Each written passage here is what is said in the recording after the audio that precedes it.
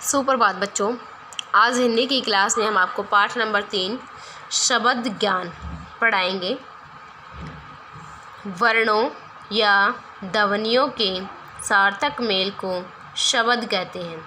शब्द किसे कहते हैं? वर्णों या ध्वनियों के सार्थक मेल को शब्द कहते हैं। जैसे राम, विद्यालय आदि। जैसे कि राम अलग उदाहरण दिया उन्होंने और विद्यालय अलग दिया है। व्यक्ति अपने भाव वाक्यों के रूप में प्रकट करता है तथा वाक्य सार्थक शब्दों के योग से बनते हैं।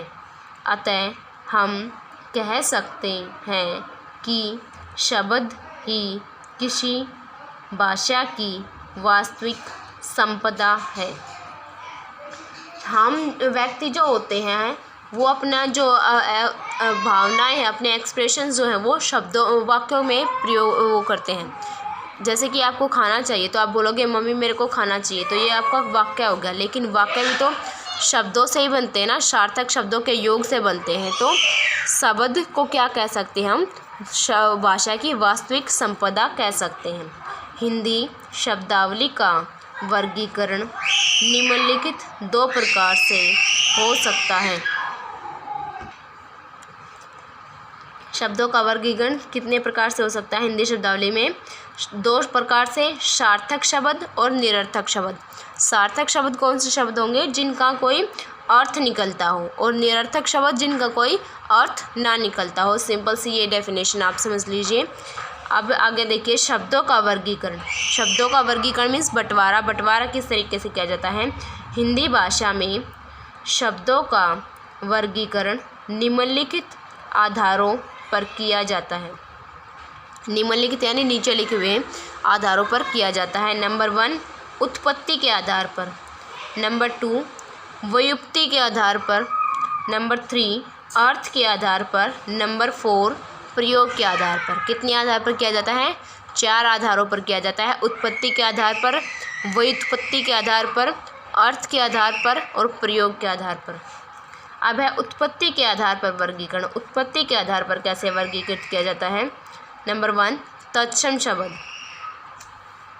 बिना किसी परिवर्तन के संस्कृत से हिंदी भाषा में आए शब्द तत्सम शब्द कहलाते हैं। जैसे पुस्तक, पुष्प, ग्रह आदि। तत्सम शब्द यानी कि संस्कृत भाषा के वे शब्द जिन्हें बिना किसी परिवर्तन के, बिना किसी बदलाव के हिंदी भाषा में अपना लिया गया है, हिंदी भाषा में उनको प्रयोग किया जाता है, वो शब्द तत्सम शब्द कहलाते हैं। तद्भव शब्द संस्कृत के शब्द जो विकृत रूप में हिंदी में आए हैं तद्भव शब्द कहलाते हैं। जैसे अग्नि का आग, सूर्य का सूरज आदि। तद्भव शब्द यानी कि वो संस्कृत के वो शब्द जिनका रूप बदलकर, उनमें कुछ चेंजेस करके, बदलाव करके हिंदी भाषा में उनको प्रयोग किया जाता है, वो शब्द क्या कहलाते हैं? तद्भव शब्द कहलाते हैं। जैसे कि सूर्य का हमने क्या कर दिया हिंदी भाषा में? सूर्य संस्कृत में सूर्य बोलते हैं सूरज को, और हिंदी में जब हमने उसको प्रयोग किया तो हमने उसको सूर्य से बदलकर सूरज कर दिया। अग्नि को हमने चेंज करके आग कर दिया। तो ये क्या है? संस्कृत के शब्दों को चेंज करके हिंदी में जब प्रयोग किया, हिंदी भाषा में चेंज कर दिया, तो उन्हें तद्भव शब्द कहते हैं। अब है देशज शब्द। देशज शब्द ग्रामीण या लोक भाषा के शब्द हैं। ये भिन्न क्षेत्रों के जन समुदाय द्वारा निर्मित होकर हिंदी बोलियों के माध्यम से हिंदी भाषा में आए हैं। देशज शब्द क्या है? ग्रामीण और लोक भाषाओं से, यानी कि गांव की लोकल लैंग्वेज जो होती है हमारी और ग्रामीण भाषा जो होती है वहाँ से लिए गए हैं, लोक भाषा से। और इनका जन्म जो है अलग अलग क्षेत्रों के जन समुदाय जो होते हैं वहाँ पर निर्मित होकर हिंदी की बोलियों, जैसे कि हरियाणवी से ले लिया, पंजाबी से ले लिया, मराठी, तमिलनाडु, ये जो कन्नड़, ये इन भाषाओं के से जो शब्द आए हैं वो और हिंदी भाषा में आए हैं वो, उन्हें देशज शब्द कहते हैं। जैसे कटोरा, डिबिया, बेटा, जूता आदि। आगे है विदेशी शब्द। जो शब्द विदेशी भाषाओं अंग्रेज़ी, फ़ारसी, तुर्की, चीनी, अरबी, पुर्तगाली आदि से हिंदी भाषा में आकर मिल गए हैं विदेशी शब्द कहलाते हैं। जो शब्द मेन क्या है, विदेशी शब्द, जो शब्द विदेशी भाषाओं से आए हैं, यानी कि हिंदी बाहर की भाषाओं से आए हैं, वो शब्द विदेशी शब्द कहलाते हैं। जैसे कि अंग्रेजी शब्द क्या है, रेल, स्टेशन, रोड आदि। अरबी शब्द गरीब, अमीर, महल आदि। तुर्की शब्द रेशम, बहादुर, काजू आदि। पुर्तगाली शब्द पादरी, कमीज़, अचार आदि। फारसी शब्द कागज़, सिक्का, जोश आदि। ये सब क्या हैं, हिंदी भाषा में हम इन सभी शब्दों को प्रयोग करते हैं, लेकिन ये विदेशी शब्द हैं। नंबर 2 है अब व्युत्पत्ति के आधार पर वर्गीकरण। अब तक क्या था, उत्पत्ति के आधार पर, अब व्युत्पत्ति के आधार पर। रूढ़ शब्द, जिन शब्दों के सार्थक खंड नहीं किए जा सकते उन्हें रूढ़ शब्द कहते हैं। सार्थक खंड यानी कि जिनका कोई अर्थ निकले, ऐसे टुकड़े नहीं किए जा सकते, उन्हें रूढ़ शब्द कहते हैं। जैसे नदी, अब नदी है, आपको न को अलग कर दो और दी को अलग कर दो तो क्या कोई शब्द अर्थ निकलेगा? न का कोई अर्थ नहीं होगा अलग से और दी का कोई अर्थ नहीं होगा। तो ये क्या है, रूढ़ शब्द ऐसे होते हैं। नदी, पत्थर, मेज़। आगे देखिए यौगिक शब्द, जब किसी रूढ़ शब्द में कोई अन्य शब्द जुड़ जाता है तो इस प्रकार बना शब्द यौगिक शब्द कहलाता है। जब किसी रूढ़ शब्द में कोई अन्य शब्द जुड़ जाता है तो वो क्या कहलाता है, यौगिक शब्द कहलाता है। जैसे पुस्तक प्लस आलय, पुस्तकालय। हिम प्लस आलय, हिमालय। राज प्लस दूत, राजदूत। सेना प्लस नायक, सेना नायक। योग रूढ़ शब्द, वे शब्द जो यौगिक होते हुए भी किसी विशेष अर्थ को प्रकट करते हैं, योग रूढ़ शब्द कहलाते हैं। जैसे पीताम्बर, निशाचर आदि। वे शब्द जो यौगिक होते हुए, यौगिक यानी कि 2 या 2 से अधिक शब्दों के मेल से बने हैं, लेकिन किसी विशेष अर्थ को, एक स्पेशल अर्थ को वो स्पेशलाइज्ड करते हैं, डिफाइन करते हैं, तो वो क्या होगा, योग रूढ़ शब्द होंगे। नंबर 3 पर है अर्थ के आधार पर वर्गीकरण। अर्थ के आधार पर शब्द कितने प्रकार के होते हैं? यहाँ पर अर्थ के आधार पर शब्द दिए गए हैं 4 प्रकार के। नंबर 1 एकार्थी शब्द, जिन शब्दों से एक ही अर्थ का बोध होता है उन्हें एकार्थी शब्द कहते हैं।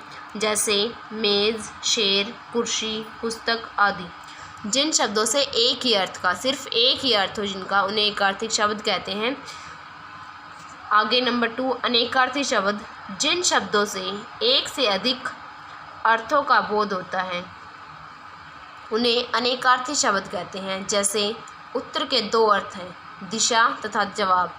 अनेकार्थी शब्द यानी जिसके एक से अधिक अर्थों का बोध हो। जैसे कि उत्तर बोला किसी ने तो उत्तर दिशा का भी नाम होता है और उत्तर किसी पर्सन का जवाब भी होता है कि जवाब दीजिए मेरे को, उत्तर दीजिए, ठीक है। तो उत्तर शब्द के 2 मीनिंग यहाँ पर इन्होंने दिए, तो वह हो गए अनेकार्थी शब्द। 2 या 2 से एक से अधिक अर्थ जिसके निकलते हैं वो अनेकार्थी शब्द। अब है पर्यायवाची शब्द, जिन शब्दों के अर्थ में समानता होती है उन्हें समानार्थी या पर्यायवाची शब्द कहते हैं। जैसे आकाश, अंबर, गगन, नभ पर्यायवाची शब्द है। जिन शब्दों के अर्थ में समानता होती है उन्हें क्या कहा जाता है, समानार्थी या फिर पर्यायवाची। समानार्थी शब्द और पर्यायवाची शब्द एक ही होते हैं। जैसे कि आकाश, आकाश का भी मीनिंग सेम है, अंबर का भी, गगन का भी और नभ का भी, ये सब क्या है, पर्यायवाची शब्द हैं।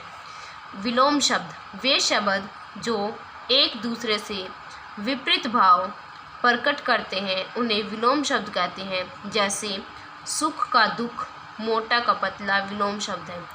एक दूसरे के विपरीत भाव यानी बिल्कुल एक दूसरे के बिल्कुल अपोजिट जो भाव प्रकट करते हैं वो विलोम शब्द होता है। जैसे हार का क्या होगा, जीत, सुख का क्या होगा, दुख, मोटा पतला, ये सब विलोम शब्द के अकॉर्डिंग। आगे है प्रयोग के आधार पर वर्गीकरण। वाक्यों में प्रयोग करने पर प्राय शब्दों के रूप परिवर्तित हो जाते हैं। जैसे लड़का, लड़के, लड़कों आदि। इस परिवर्तन को शब्द में विकार कहा जाता है। प्रयोग के आधार पर जो है शब्दों का क्या होता है, 2 प्रकार होते हैं, विकारी शब्द और अविकारी शब्द। ठीक है। तो विकारी शब्द वो होते हैं जिनमें लिंग, वचन, काल या कारक के कारण, यहाँ पर डेफिनेशन नहीं दी गई है, मैं आपको बता रही हूँ।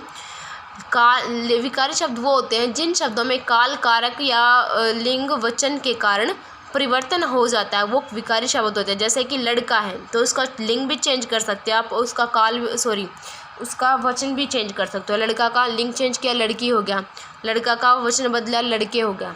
लेकिन अविकारी शब्द वो होते हैं जो लिंग, वचन, काल या कारक के कारण परिवर्तित नहीं होते, वो जैसे हैं वैसे के वैसे ही रहते हैं, चाहे उनका लिंग बदलो, वचन बदलो, वो वैसे के वैसे ही रहते हैं। जैसे कि धीरे, तेज़, किंतु, लेकिन, ये सब क्या है, अविकारी शब्द होते हैं।